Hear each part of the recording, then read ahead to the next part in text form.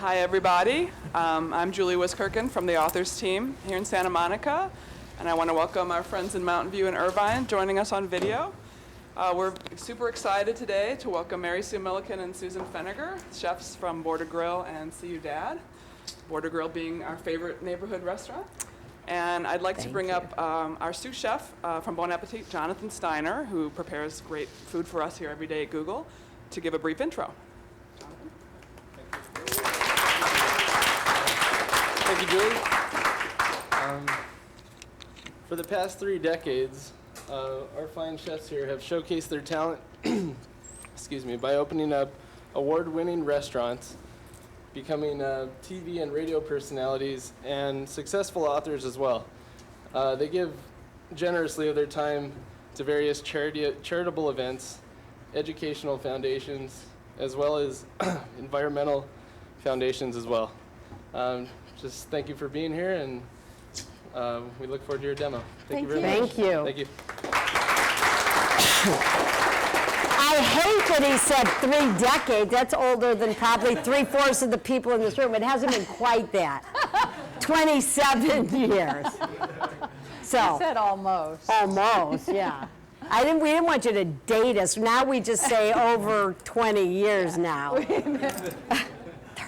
It's embarrassing. It's great to be here. It's great to have such a short commute to give a demo of 2 blocks.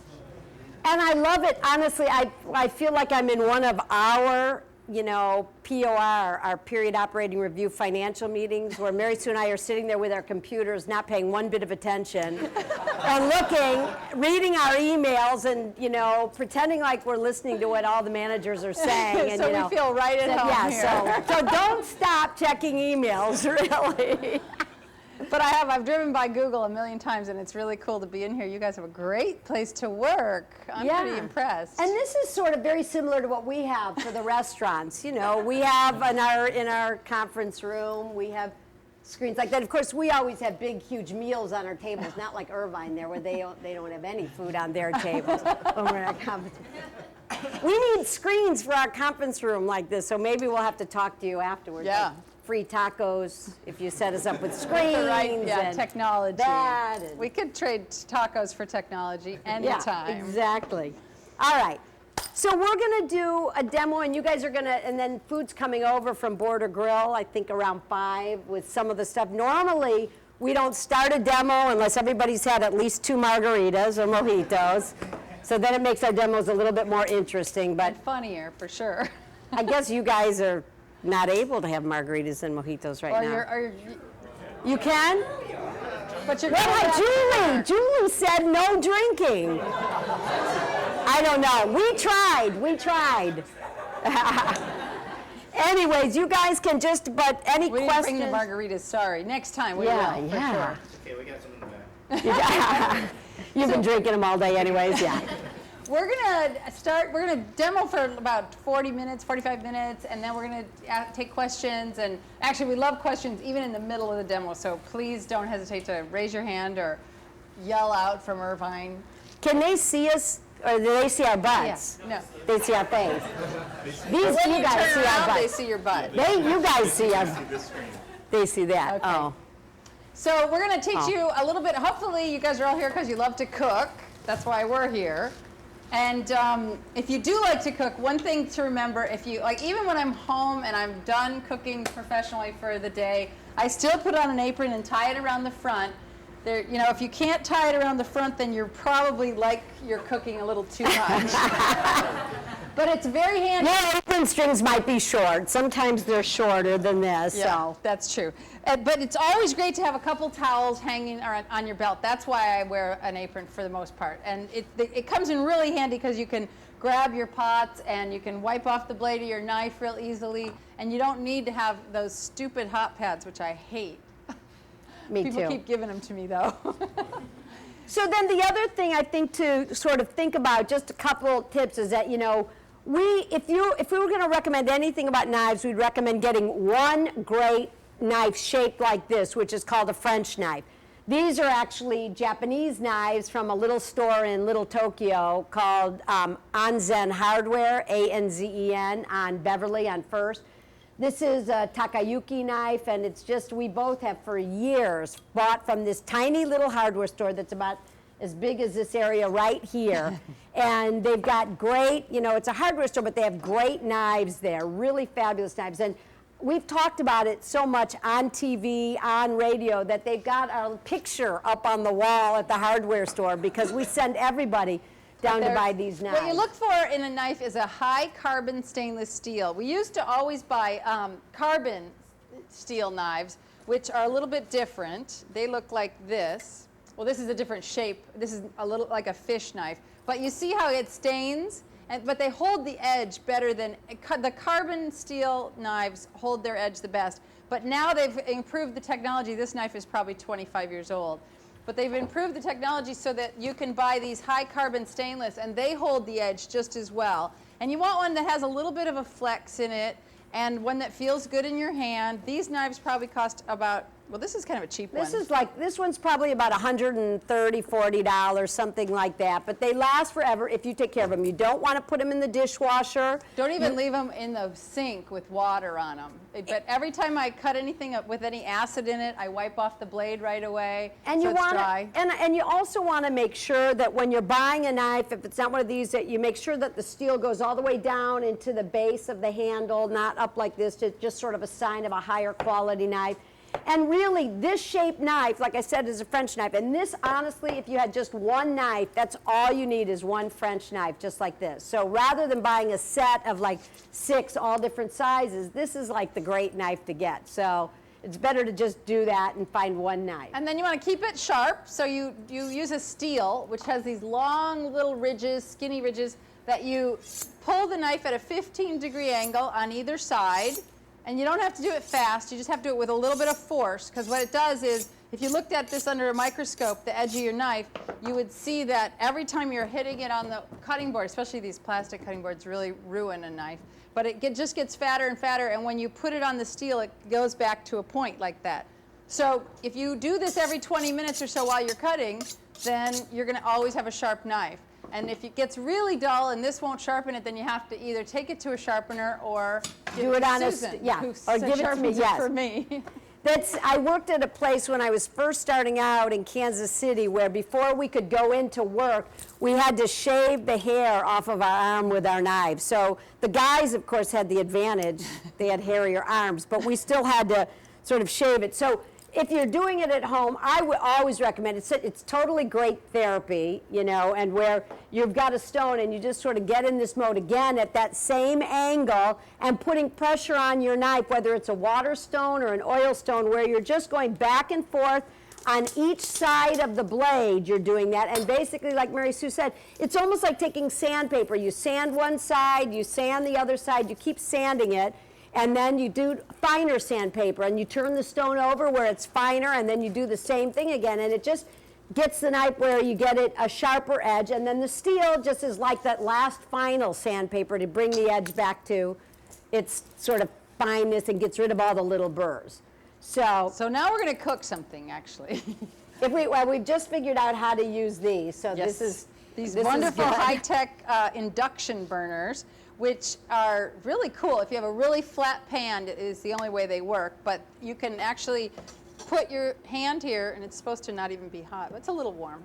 But now you have to have a pot. If you want to brown chilies like this, you have to char them like that. You have to have a big pot like this to do it at home. No, I'm Not just true. kidding. You just would do it over a burner, like a gas burner. Or on your grill, Under or a on your broiler. electric coil burners, however you want to do it. With induction, since there's no metal on a chili pepper, you have to put the pan there and get it really hot first. But you can see how it's completely charred, and it'll eventually get there, and you can start to smell that nice charred chili smell. And what we're doing, we're going to start off making a dish called plantain empanadas. These are one of my favorite dishes on the menu. They've been on Border Grill menu since 1985.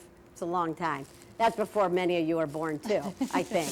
So they've been on the menu for a long time, and they're just this great combination of sweetness from the plantains and saltiness from the black beans. And one of the ingredients in it are these roasted poblano peppers. Now, of course, You're going to see when we make this dish, it's probably not a dish you're going to make at home, and you're just going to come over to Border Grill and buy them. But if you did want to, you'd start off roasting all your peppers, and you roast them till all the sides get black, on all the sides. And then you throw them in a plastic bag or a paper bag like this, and what happens is the steam then steams, and you can just peel it right off just like that. So it's just peeling a pepper, but on these poblanos, the skin is very thin, so you just want to roast them enough that you char the skin. And flavor the flesh with that nice roasted flavor, but you don't, dry it out so that you then have the flesh get, disintegrated. And so when you stick it in the plastic bag, it just basically steams the skin off. And it's just like you roast any pepper, a red pepper, a yellow pepper, anything. If you want to peel them, you roast them like that, and then you just throw it into a plastic bag, it steams it. Just like if you're blanching a tomato, and you throw a tomato, and you put a little X in the bottom of the tomato, you throw it into boiling water for about 15 seconds, drop it into ice water, it steams and the skin peels off. It's the same concept as what we're doing here. And I always tell the kids in the kitchen, there's a temptation to just rinse it off under the faucet and let, all those excess black pieces of skin, get rinsed down the drain. But I'd rather have a couple specks of that blackness than rinse off any of the flavor. So I don't like to put them in water at all. And I usually lose that battle. Yeah. But it is doing big, huge barrels of them. Yeah, we but do like, I could say that I think you just should not use the water. Now, this is the poblano pepper, very different than a green pepper, right? You can see it's a little bit darker, and the shoulders are a little bit more curved, not quite so big and round. And it has a point instead of a blunt end. And so this chili is at times, can be incredibly spicy, and other times doesn't have any heat. So if you want, you can just have your partner taste it and tell you if it's spicy or not. And of course, this one won't be, I don't think. And so sometimes, our poblano peppers have no heat, and sometimes poblano quesadilla could be incredibly spicy. Not so spicy. And this is the chili that we use when we're making chili rellenos at the restaurant. This is exactly what we do, is we take it like this. Not that we're doing chili rellenos, but we take it just like this. We don't even keep them whole. We lay them on the table. We take our cheeses. We make it into a little shape, like a little football shape like this. Our cheese mix. We like to use 3 different cheeses for our quesadillas, for these empanadas we're making, our chili relleno. All of our cheese dishes are made with, even the chilaquiles, with these 3 cheeses: a salty cotija, and a real melty kind of, it's called Mexican manchego. It's not like Spanish, but it's really like a Monterey Jack or something. And then this is panela, which is curds of fresh cheese, almost like a fresh cottage cheese or fresh ricotta. And it's from Mexico, but it has a real milky flavor. So we grate them all and mix the 3 together, almost equal parts. And then we form that torpedo, put it inside the chili relleno. So it's just like this. I mean, and look, like you can even see there's a little bit of air. It doesn't have to be that particular. And then we take this, we dip it in flour, just lightly dredge it, shake off any excess. Then we whip up some egg, put it into egg, and then we drop it in hot oil, and that's our chili relleno. Hot oil, it puffs up. Yeah, it has nothing to do with our demo today. But that was a bonus recipe. All right, so that's it. So now we've peeled these, we've gotten rid of the cheese. We peel these, and then all we're gonna do is just chop these up. This is part of the filling for the plantain empanadas. So whenever I'm chopping anything, even when I'm just gonna chop this, I'll roll it up, cut it into strips with a rocking motion, keeping my fingertips bent under like this, and using my knuckle of my 3rd finger to guide the French knife.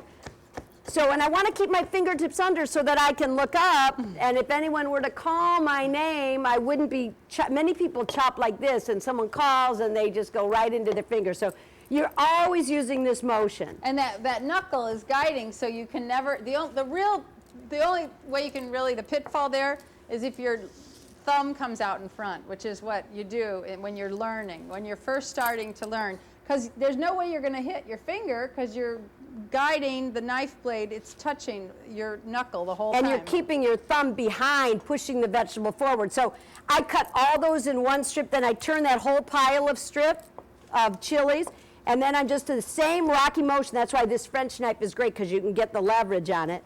Rocky motion, I'm doing the same thing, just chopping it up, And it gets a real pretty chop instead of a mush, because the knife is really sharp, and Susan's got that precise. These are the ancho chilies, which are the same chili as the poblano, except for they're ripened red and then they're dried. And when you buy them in the store, you want to test them. So sometimes you can buy them in a cellophane bag and you can go like this. And if they're real brittle, then you want to go to a different store because they're just not moving fast enough. They're too old. It's the same. It doesn't happen so much here, but in New York, they still don't have. I'm going to pass these around so you guys can When we feel first started doing TV in New York, this is literally like, 15 years ago. We started doing TV in New York, and we'd get these dried chilies, and we were so spoiled because there's such a large Hispanic population here, and you'd get these great chilies. We'd go there, and everything would be so brittle. It'd be like, it's the same concept as, probably, both of our mothers in the 50s, they would buy all these dried herbs like parsley and oregano and mint, and they'd be in their cupboard. And then 30 on their years, beautiful spice rack that hangs on the wall in the kitchen. yeah, and then 30 years later, I would go to visit my mother. It would be the same dried parsley, oregano parsley, and she'd be using it and be like, okay, Mom, That tastes those are like 30 years old. They get stale. And the same thing with chilies. They totally get stale. So if they're too dry, all the flavor oil's gone from them, then they don't have they're not fresh enough anymore. So don't think just because they're dry that they can be there forever and that they'll keep their flavor.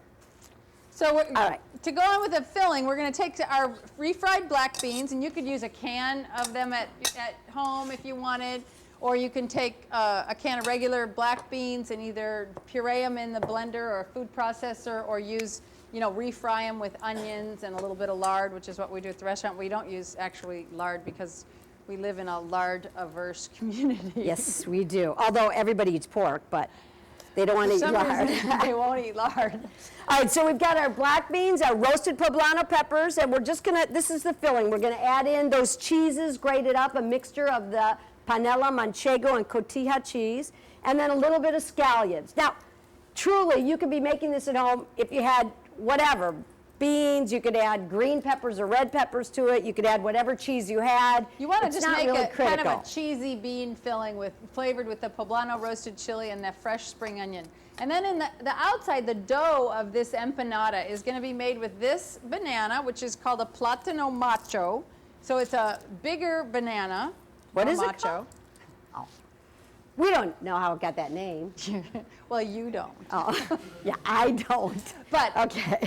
In any case, what you do is we want to buy these platanos at the grocery store and make sure they're at least this black, if not even blacker, before you start this recipe. And then you just take your knife and cut one strip in it, throw it on a little cookie sheet in the oven, and roast it for about an hour at 375 or 400 degrees, and then this is what it looks like afterwards. So it's basically just a roasted plantain. And plantains have a lot of starch, like a potato almost, so it's kind of like making a baked potato, except for there's a fair amount of sugar also.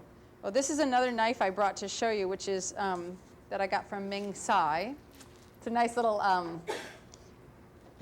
ceramic knife, which stays really sharp for a long time. But the problem is if you drop them, they chip and then they're impossible to fix. But I haven't really dropped them so much.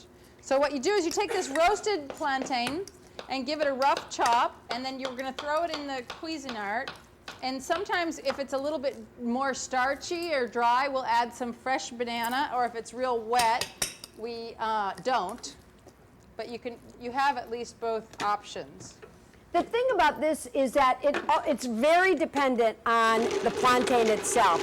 So the plantains have to be they really need to be ripe, because the texture of the end dish is very, very different if they're underripe plantains. They're just, what you really want are those perfectly ripe ones, so you get this sweetness, and then you've got this black bean mixture that's sort of salty from the cotija cheese. That mixture together is what's really great, the sweetness and saltiness. So here's our actual plantain filling there. And we forgot to bring the banana, which I would be putting in here, because as you can see, it's not forming a dough. It's really dry.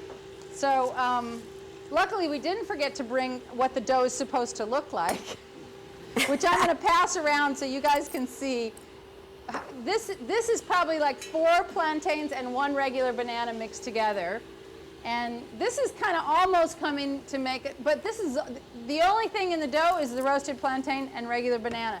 So you just kind of play with it until you get the right consistency for a dough, which you can feel when you see that. But this is a little bit too dry. So it's really interesting. People are at the restaurants, when people eat this, it's amazing that the only part of this dough, the outside, is from plantains alone.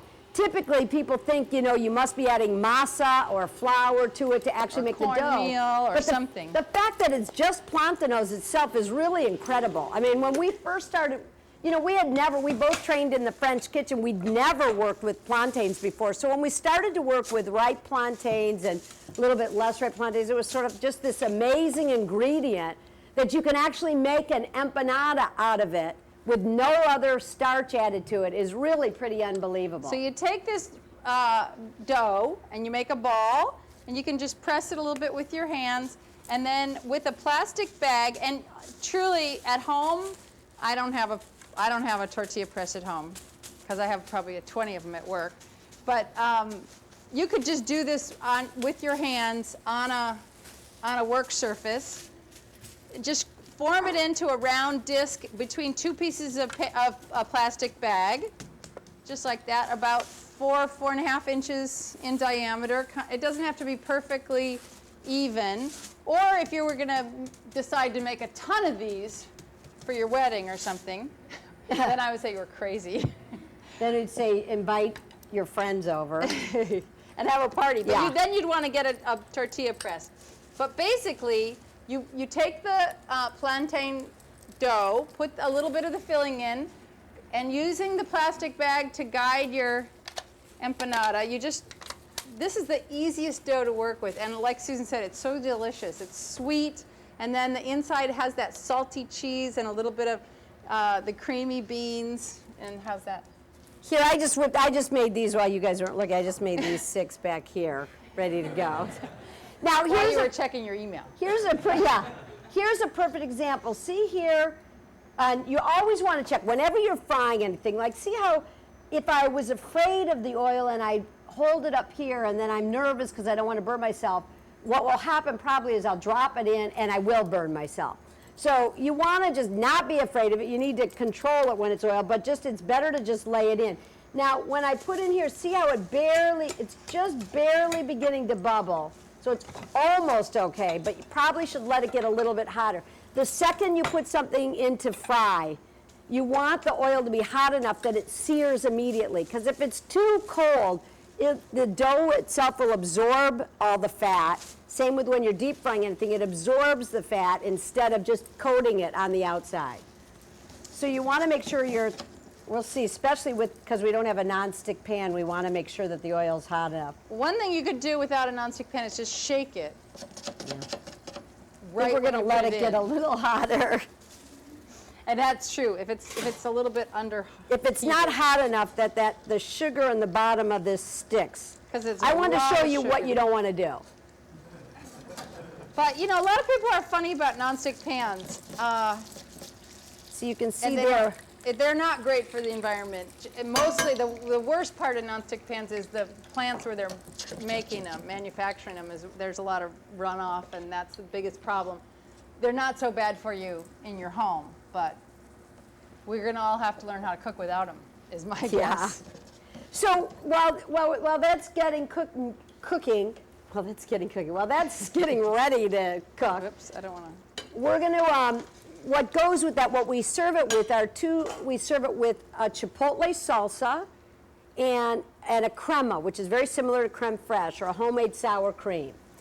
And the chipotle is this chili, which is the jalapeno pepper that's been smoked and dried and smoked. So I'm going to pass this around so you can see, again, see how pliable this is. It's just an amazing chili. You can also buy this canned. But if you buy these, and you can get them at Whole Foods, and I'm sure if there were a Google store, you could get them at the Google store. But, these are great chilies. Take one of these or 2 of these, throw it into a pot of chicken soup. It just gives you this great smoky flavor, and then it rehydrates and becomes sort of soft, and you can chop it up. I love, this is such an incredible, this is my favorite chili ever. But one of the things that we learned when we first started in the Latin kitchen is that, like Mary Sue showed you, the poblano pepper and then the ancho, it's what happens is I think that finally we started, you know, in the 80s, we started learning about dried chilies and chilies. So first we learn all the names of all the fresh chilies. And then I Did I think, get you? did someone get it? No, I thought I just, did I? I thought maybe I got you with the oil. Okay. Next time I'll get you. And then I think what happened is they said, okay, well, we don't want all these gringos knowing exactly all about the chilies. So we're going to call the jalapeno pepper, we're going to smoke it and dry it, and we're going to change the name, and that's going to be chipotle. So once we sort of learned all the names of all the fresh chilies, now when they're dried or when they're smoked, they change completely. So the jalapeno pepper is the chipotle. The poblano pepper is the ancho. So just smell this because it's really an amazing, it's just an amazing chili. We serve this at Border Grill, and what we do is take the chipotles, throw them into a pot with some tomato, like we take like 4 or 5 of these, throw them whole into the pot, a little bit of water, an onion cut in quarters, some tomatoes cut in quarters, bring it to a boil, salt, maybe some pepper, let it cook for about, maybe a little bit of garlic, cook for about 15 minutes till it's rehydrated, take it off, throw it in the blender, and you have chipotle salsa. Very easy, which is what we serve this with. So we've got chipotle, which is really yummy. And a little bit of sour cream or crema. And these are a little bit more, you know, once they get to be the right temperature, they just flip right over. So it's really all about the temperature and the seasoning of the pan. And it's also how much sugar, like the more ripe the plantain is, the more sugar it has. The yellower the plantain is or greener, the less sugar, the more starchy. So the more sugar it has, the more delicious it is, but the darker it gets. And so sometimes I don't mind it a little bit dark. People will say, oh, you burned that one, but actually I think it's delicious that way. It's just the sugar. It doesn't look as no, pretty. I didn't. That's why we have Border Grill being so dark. So when we burn the plantain empanadas, you can't see that it's burned. And then we put a brown sauce over it and crema on top. All right. So while Mary Sue is getting those going to get them unstick, I'm going to start on, this next dish is called chilaquiles. Maybe you guys, have you eaten chilaquiles? There's thousands of ways to make chilaquiles, and there's all different styles. Doesn't matter what salsa you do it with. It could be red, chipotle, tomatillo, roasted tomato. Basically, the concept of chilaquiles are you taking tortillas that are either leftover stale chips that you use and put into the sauce, or you can take fresh tortillas and you're going to fry them in a little bit of oil and make the tortillas either. But it's basically a tortilla casserole with a mixture of salsa and cheese and usually some cream. And sometimes it's crispy, sometimes it's cooked till it's really soft, sometimes it's served for breakfast with a fried egg on top, sometimes it's served for dinner with some grilled chicken in it or poached chicken. So there's many, it's basically a leftover tortilla casserole. So we're going to make that, and we're going to do it with tomatillo salsa. So again, salsas are very simple to make. We're doing this tomatillo salsa as a raw one. Are you guys familiar with tomatillos? Everybody sort of familiar? So they're great looking. I mean, look how beautiful. Those are pretty amazing. And you get them, and you just take that husk, peel the husk like this, and they're a little bit sticky, so you're going to wash them in cold water. And these, we're going to just show you how we did. This is a little thick. Aren't you doing this? Oh, yeah. Yeah. I forgot. Here, this. So here's the chipotle salsa. So the way we serve them at the restaurant is we put a little bit of chipotle on them. And then we pretend like we're Bobby Flay. And we put a little squirt bottle of crema on. I actually pretend like I'm Mario, but He you pretend doesn't like you're use Bobby? them. Oh. He doesn't use them. So then that's sort of how, you guys are going to taste those later, but that's basically then how they are. I mean, you can taste them now and then bear the wrath of the people in the back if you want. So anyway, so that's sort of how we serve them. And if we serve them at a cocktail party or something, we might make them a little bit smaller and just a little bit of the chipotle and a little bit of the creme on top. But they're just a great, really yummy dish. Hopefully you guys will try them at home because they're really fun. Or just, I think you should just come to Border Grill, order them, and you know. All right. So the next thing then is this. So we're going to start with the tomatillo salsa, which is the base of the salsa that we're using for making the chilaquiles. So basically, it's really the tomatillos, which we showed you. Should we pass one of these so you guys can see? You can peel it if you want and see how sticky it is. It has a natural, like an insecticide or a bird deterrent. That's what the stickiness is on the fruit, is that birds don't like that flavor. So I always think it's great, all these vegetables that have adapted to things. Like an onion, for example, has this terrible aroma so that foxes don't dig it up and eat it. It's a self-defense mechanism for the onion. And Which, what? It's true. I always think that's so funny that, you know, they'd make you cry so much just to save themselves from foxes, but, you know, of course, we're not deterred. This is another way to cut. If you want, you can use this, a loose wrist, and just using the same finger to guide your knife, you're just cutting that onion kind of thinly because we're going to throw it into the blender. So it's that motion that Mary Sue's using, or the rocking motion that we talked about, which is just using the knife and getting the leverage. So it's one of those two motions. Those are the only two motions. We're making it with jalapenos or serranos, whatever you have. I'm leaving the seeds in because the chilies aren't that spicy right now. You know, depending on how spicy you want it. If you don't want it spicy, you don't have to put, you know, any chilies in. So it's just the tomatillos that have been rinsed, onion, cilantro, chili. Now on this, you know, a lot of times I think people think, you know, when they're at the store that if they're making a salsa like that you can't use the stems. The stems have got a ton of flavor. So we just put the stems right in there, and that's why our prices are so cheap, because we use everything. But so we'll use some of that in there, you know, rough chop it, and then a little bit of water. Now, when we first opened Border Grill, you know, we did this with cooked tomatillos. We would make the salsa and cook it, and it was totally a different flavor. Very, and the result was totally Not as bright different. and sparkly. I'm going to put just a tiny bit of water in and a little salt. A lot of salt, actually. You know, one other thing about cooking at home is you want to keep your salt in a little dish in your cooking area, and a pepper mill with freshly ground pepper.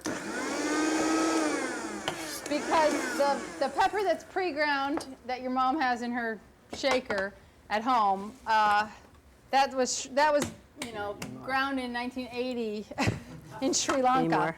and it doesn't taste very good. Not too much though. Yeah. Well, maybe a little more. You know, sometimes it depends on how much water. It depends how much water is actually in the tomatillo itself to know how much to add in. So you want to start with a little bit first and then add more to it. And then But if you have get it going. If you've added too much water, then what happens if you don't have any more tomatillos? Now your sauce is too thin. So it's better to start with a little bit of water in the bottom, add some tomatillos, start at pureeing, and then if you need to add more, add more. Yum. Is it good? Yeah. Delicious. That is good. Okay, this is a great salsa. You should make it home.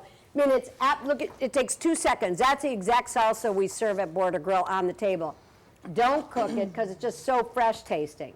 All right. So then what we're going to do is take some tortillas, and they're going to be cooked. These are corn tortillas, and these are the ones that we buy, and we use them. We make a lot of our handmade tortillas for all of our tacos, but for our chilaquiles we use these, and these are made out of yellow corn, a deep yellow corn. I was just going to use this. Oh, For the yeah, yep. yeah. Sorry. Now, I don't know if this is still hot enough, but what we're going to do is we just put it. It is actually it's bubbling nicely. And one of our first trips to Mexico, when we first, we sort of, poo-pooed the idea of enchiladas, but we first got there and we saw the way that it was made very different than how we'd ever seen it, which is that it just goes into into the hot oil, and you get a very different end You result. get just a barely, you kind of half fry it. And a lot of the techniques in the Latin kitchen are done where you fry something. Like when we make our green rice and our red rice, we fry the raw rice in oil to really bring out the flavor of the rice. When we're making fideo soup, we take dry pasta and fry it in oil before we add in all the tomatoes and stuff. When we make tortilla soup, we fry the tortillas crisp, and then we add all the tomatoes and stock. And it softens up, but you get a very distinct corn or rice flavor by doing that. And the same with this, too.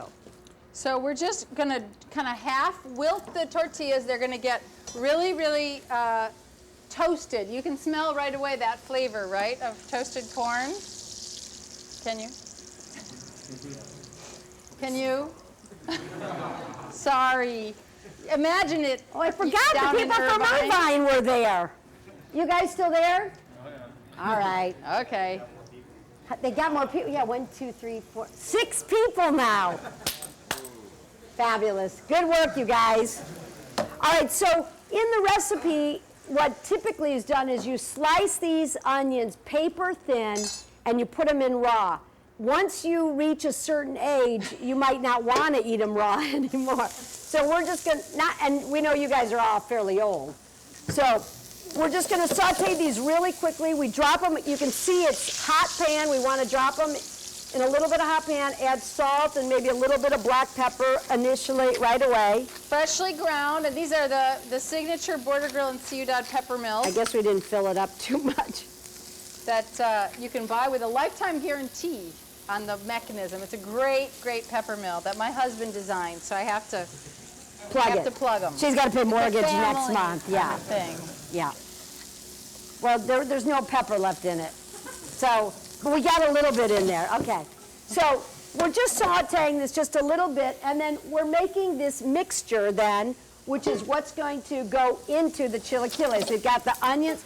So you see, okay, there's another thing just to show you. So whenever you're sauteing, like this, you've got your pan hot and you want to flip your onions and you don't have something to stir with.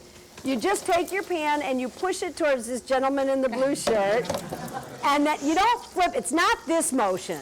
It's not that. It's hard because the second it comes off the heat, it gets stops cool. cooking.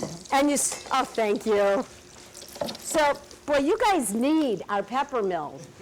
I mean, look. Those are pretty good, though. Okay. You have to. Thank you you. have to say they don't have Sri Lankan 1980 pepper either. Yeah. That's pretty good. That's good. All right, so when you're flipping, the way to practice is take a piece of toast at home, and what you do is like push it away, and then sort of, so you push and pull. That's the motion. It's not this, it's push away from you and pull back.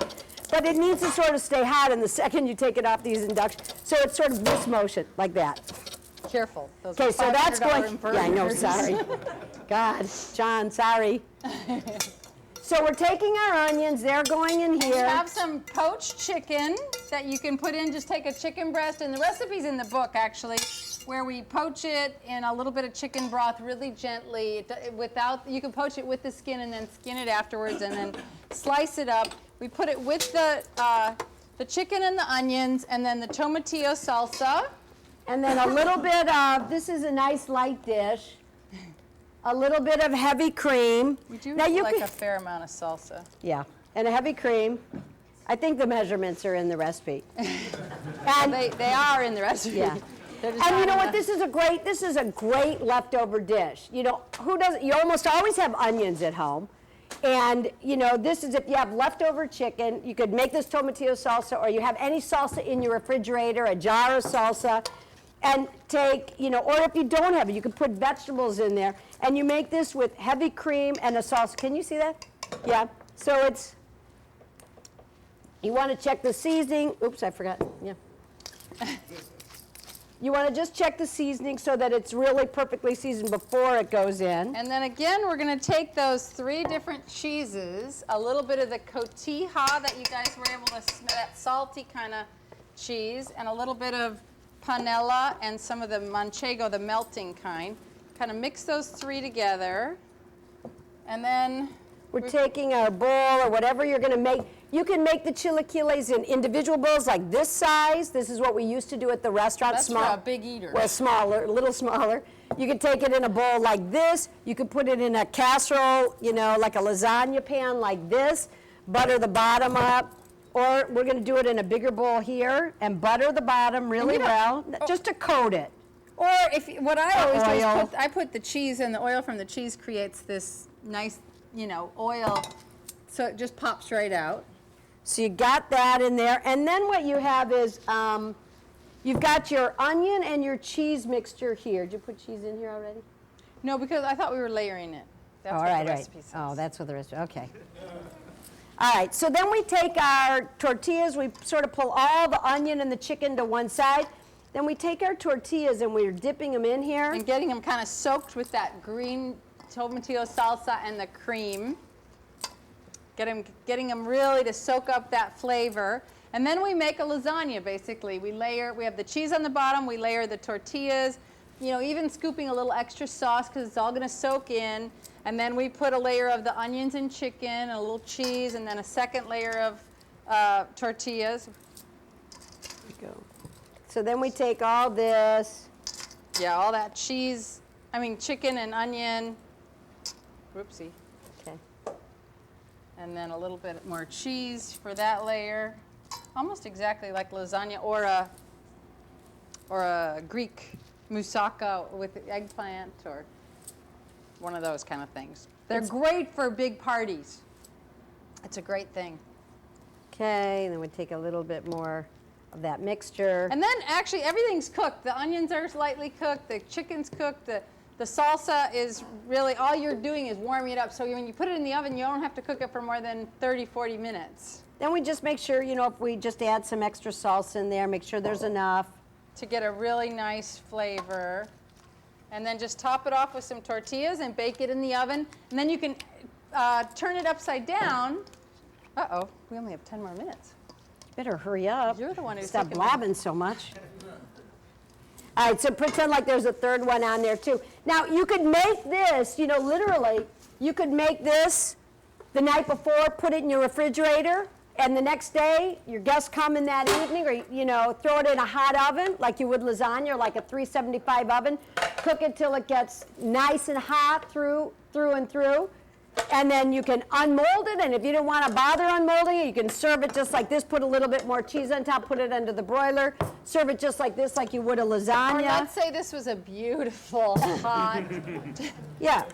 But the great thing about Bobby Flay's stuff... What is the great thing about it? What is You can just put that squirt bottle thing. Oops, a little bit of... You can put green salsa on one side, red salsa on the other side. We've never been known for really beautiful food. It tastes good. It does taste good. We can assure you that. Oops. And then just, everything is forgiven with a little squirt. Yeah, you put a little bit of, yeah. And sometimes we garnish it with chopped onion, a little bit of chopped red onion, a little bit of chopped cilantro over the top, and then you really don't see how ugly it is. And just turn the lights down.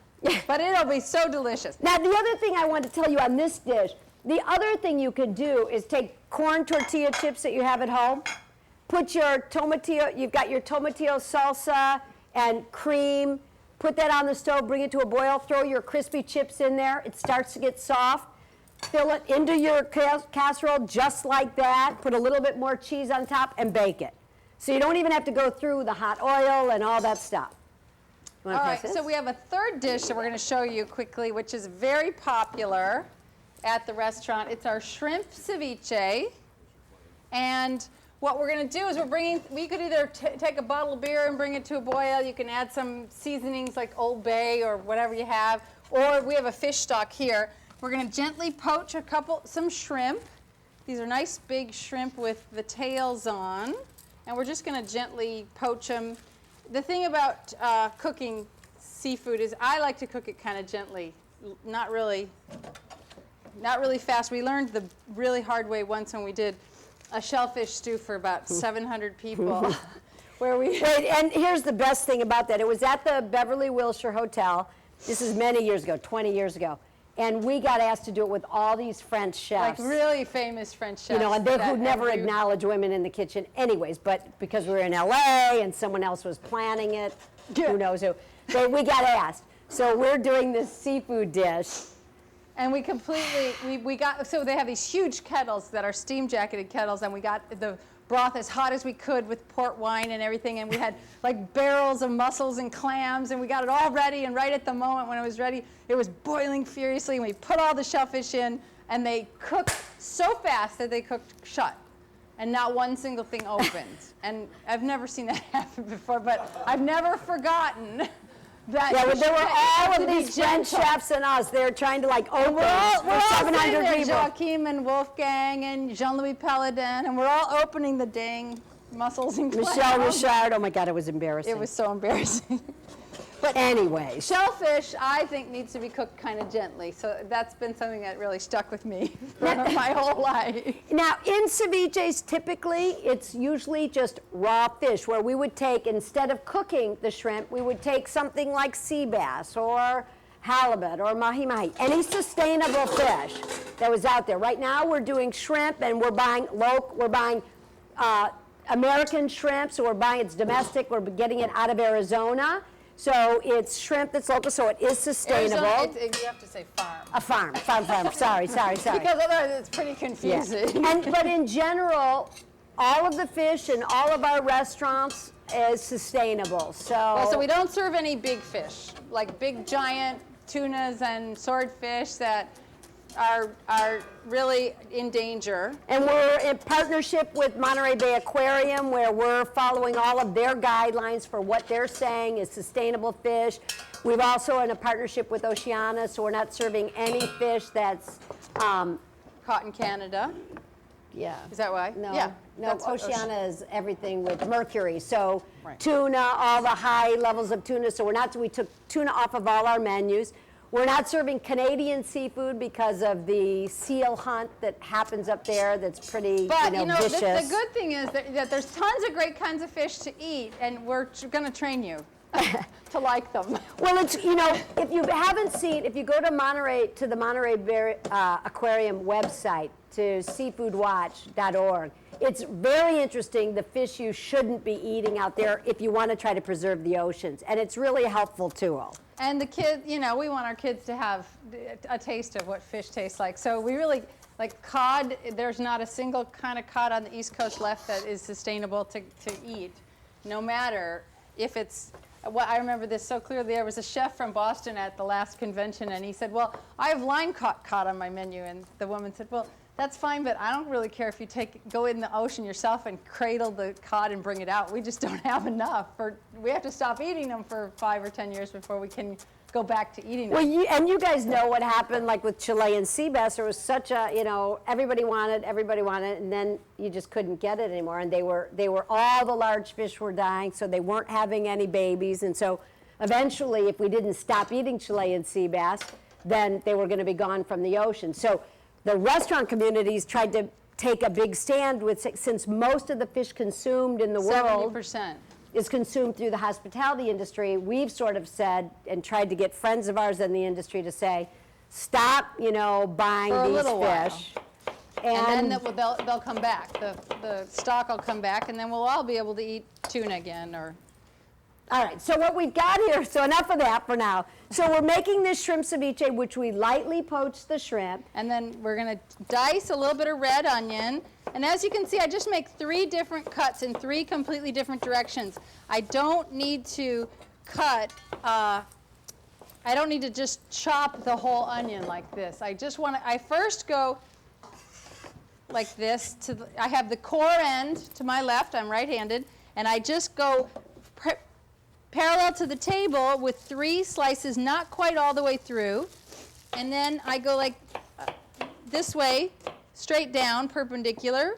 And then on the 3rd slice, I go as thin as I possibly can using that same knuckle to guide my knife, and I get a beautiful, tiny little shaved dice of onion, which is great for this shrimp cocktail.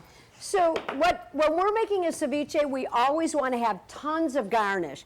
In this particular ceviche, we're doing lots of fresh mint, lots of fresh cilantro, chilies, and onions. And I'm going to just cut the chilies with right off of their core, the seed core, and then I'm going to cut it into strips and make a nice tiny dice. So what we've got are then the onions in there. We're going to take fresh lime. Whenever we're working with citrus, we roll it like this to break up the juice pods, then cut it, and then with a fork or with a juicer, you take the fork, put it in there, you squeeze it and turn. Mary Sue did this on the Today Show once when we were on it, and the We're juice, sick of talking about it that. sprayed right into Matt's eye, and he thanked us for his our last time on Today's Show. Mary Sue actually thought that she had a really good connection with him, but we've never been back on it since then. Oh, well, his loss. We hope he watches this YouTube, so he asks us back. All right, so fresh lime goes in here. We're going to add some ketchup into this, in this particular one. Can you Ketchup is believe used that? in the Latin Even kitchen. the 2 Hot Tamales use a little ketchup. A little bit of Worcestershire sauce. This is very different, but the concept of the ceviche is you've got lots of garnish, and typically, like with a regular, the most traditional ceviche, you have lime, cilantro, onions, chilies, the fish marinated, maybe a little bit of olive oil into it, and that's it. This one's a little bit different. Actually, one of our chefs in Vegas said this was very traditional in Guatemala with ketchup, Worcestershire, lime, mint, and it's really quite yummy. And here's the chili and onion. I'm gonna Oh, add you a already put the onion in. Yeah, I put the onion in, but that's So okay. here's the chili. A little bit of tomato, olive oil. and some diced tomato. We like ours really juicy. Now this Sometimes you can even put a little bit of juice from the poaching, chilled juice from the poaching, or in this case, the not that warm. a juice little from bit the of poaching. salt, a little bit of pepper from the Google pepper mill. And then we just chop the shrimp up in kind of pieces that you can bite without being too huge, or, you know, it just depends on how you want to. But we do like it juicy. It's almost like a soup. All of our ceviches are, whether they're cooked or raw, this one's one of the cooked ones, but we do a lot of raw ones as well. And we do have just equal parts of fish or protein to the vegetable garnish. In fact, we might need a couple more, huh? Yeah, we need more. Okay. Oops. Well, not that one. So I just tasted it needs more lime. I mean, basically, you're thinking about what you're making is like a strong vinaigrette, which is this one, in this particular case, it's ketchup, Worcestershire, olive oil, and lime. But even just the most basic is olive oil and lime juice, or olive oil and orange juice, or olive oil and lemon juice. And it's like 3 parts oil to 1 part vinegar or 1 part acid. And the mint in here is really nice. Let me see. And does it have enough Worcestershire? Yeah, it had too much, I think. Uh-huh. Uh-oh. You can always add more, Yeah. but you can't take it That's out right. once you put too much in. Too much in there, isn't it? Mm-hmm. You're not eating this anyways. But I was gonna. Okay, here, I'll add more ketchup. And a little bit more juice. Yeah.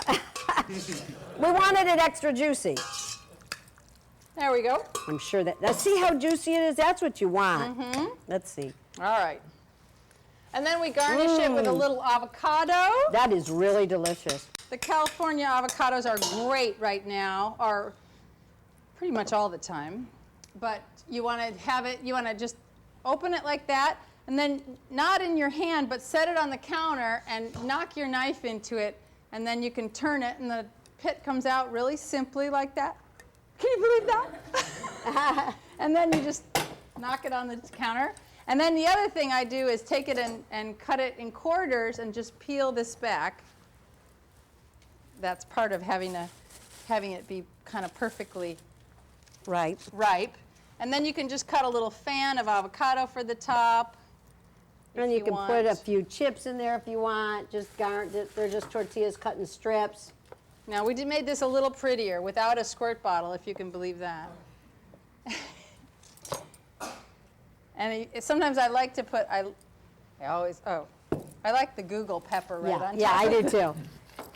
So a little bit of black pepper on top. And you can see how much juice is in there. Really, the great way to serve ceviche is that you serve it like this in a martini glass and with a spoon, so that it has the first time that we ever we took this trip on with Food Network, and we were filming a show. We were out with some shrimp fishermen. We were out there. We were catching fish out in the ocean. We caught them, brought them in, filleted them, skinned them right there on the boat. Chopped them up, a little bit of lime juice, a little bit of chopped cilantro, And a chilies. chili, and eating it right there was like, oh my God, that was like Delicious. the most incredible delicious. But really, I think, what we've learned over the years is that the juice is just such a great part of it. So it's very different than having a plate of marinated fish. And so just when you're making it home, serve it in a martini glass. Or any kind of a bowl or cup or anything. So do you guys have questions? So I thought ceviche was cooked in the juices of, like, without heat, but actually cooked by the citrus. So It is. It is. Other than we actually cook the shrimp, but when we do scallops, sea bass, we chop the fish up, dice it, put it into lime juice or lemon juice for like 10, 15 minutes, take it out of that, and then do this exact same thing. But with the shrimp, people are weirder about eating raw shrimp. Well, I like the lightly poached shrimp better personally. Also mussels, we make a really delicious mussel ceviche, but we steam We the mussels poach those, yeah. open. But when you're in Mexico, you might get raw clams made like this, which would be delicious too. But it just depends on how you like your seafood. But most ceviche does come. And all the ceviches raw. we serve at the restaurant, other than the shrimp and the mussel, those we marinate them for a short period of time. Because they're sitting also, if you make them, a few hours ahead, they're sitting in this acid, so they continue to cook. Anybody else? So you need drinks. Once you've had a few drinks, the questions come flying. All right, well, good. Well, thank you, Here's a question, guys. here's a question.